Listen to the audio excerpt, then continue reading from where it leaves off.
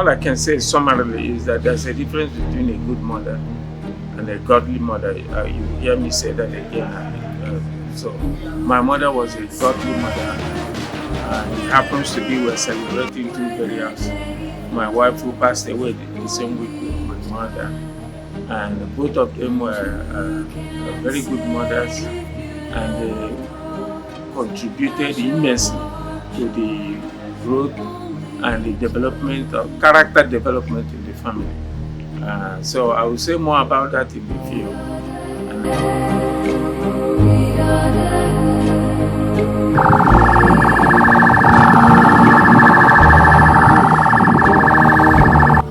I met my grandmother back in 1991 when I was 9 years old here in Nigeria. And from the moment I met her, I cried. I remember that much because I've heard of her and I've always wanted to meet her at that time. And when I finally met her, I cried tears of joy because I was just so happy to see her. I don't think I've ever been more happy to see anybody in my life. When you love us, only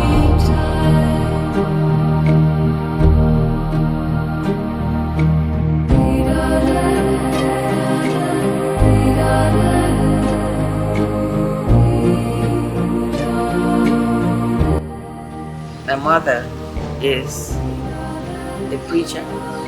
My mother was an evangelist.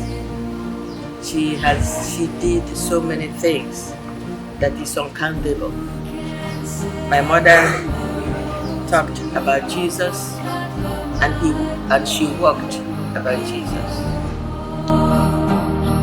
And who can say when the day sleeps? Particularly, it was my mom that led me to Christ. It was my mother that led me to Christ and made me say the first sinner's confession, and she prayed for me.